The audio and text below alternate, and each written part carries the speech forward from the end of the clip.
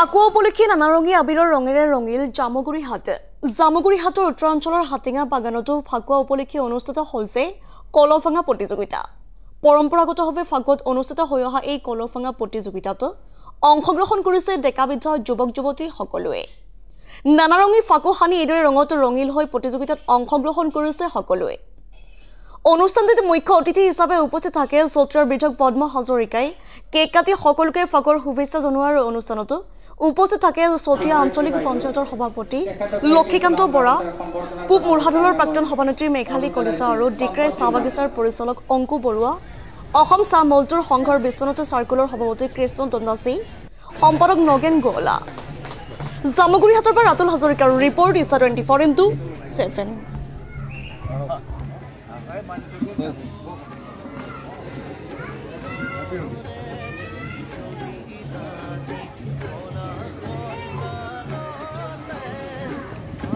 চাহ বাগিচাত আজি যি হোলী উৎসৱ, এই হোলী উৎসৱত ইমান সুন্দৰকৈ সকলো জাতি জনগোষ্ঠীৰ মানুহক জড়িত কৰি আমাৰ চাহ বাগিচাৰ পৰিচালকসকলকো ইয়াত আমন্ত্ৰণ কৰি ইমান সুন্দৰকৈ উদযাপন কৰিছে। উদ্যোক্তা সমিতিলৈ মই বিশেষভাৱে ধন্যবাদ জ্ঞাপন কৰিছোঁ।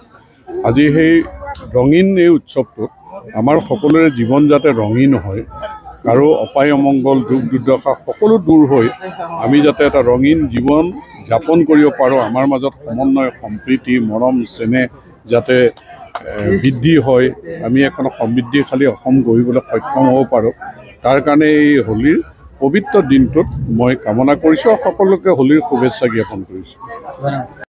গেলাহাটিঙা চাহ বাগিচাৰ হোলী মানেই এটা খুব সুন্দৰ অনুষ্ঠান।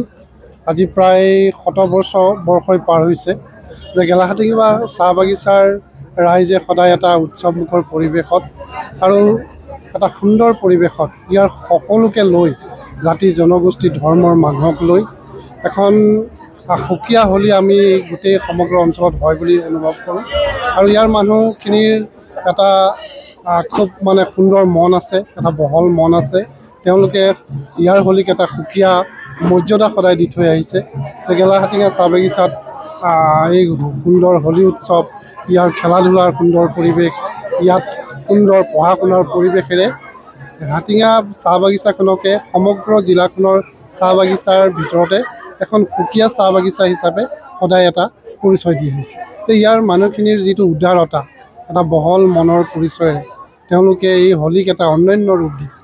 গতিকে এই মুহূৰ্তত মই ইয়ালৈ নাহিলে মোৰ শৈশৱ কৈশোৰ, ইয়াৰ সোণালী দিনবোৰ মোৰ ইয়াতেই মই পাৰ হৈছিল। মই ইয়াৰ LP স্কুলতে পঢ়িছিলোঁ, গতিকে ইয়াৰ হোলী উৎসৱৰ লগত খুব ঘনিষ্ঠভাৱে মই জড়িত। গতিকে এই মানুহখিনিৰ যি ইমান উৎসাহপূৰ্ণ এই কাৰ্যসূচীৰ মাজেৰে এটা সমন্বয়ৰ বাৰ্তা যায়, তেওঁলোকৰ এই অঞ্চলৰ সকলোৰে সুন্দৰ মনৰ বাৰ্তা যায়। গতিকে এই শুভ মুহূৰ্তত মই সকলোলৈকে এই হোলীয়ে যাতে আমাৰ মাজত বিশ্বাস, আস্থা, ভাতৃত্ববোধৰ এনাজৰীডাল আৰু অধিক কটকটীয়া কৰে, তাৰ কাৰণে মই ভগৱানৰ ওচৰত প্ৰাৰ্থনা জনাইছোঁ।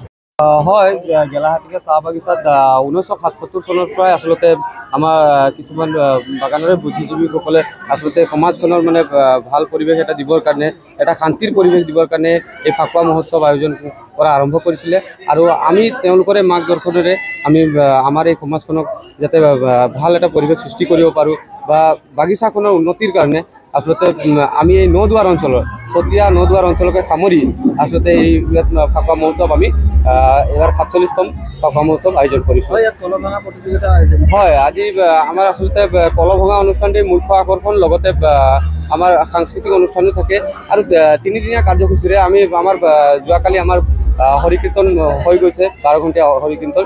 আৰু এই 3দিনীয়া কাৰ্যসূচীৰ জৰিয়তে আমি আমাৰ এই হোলী উৎসৱ 47 বছৰে হৈছে, আচলতে 47 বছৰ ধৰি আমি পালন কৰি আহিছোঁ।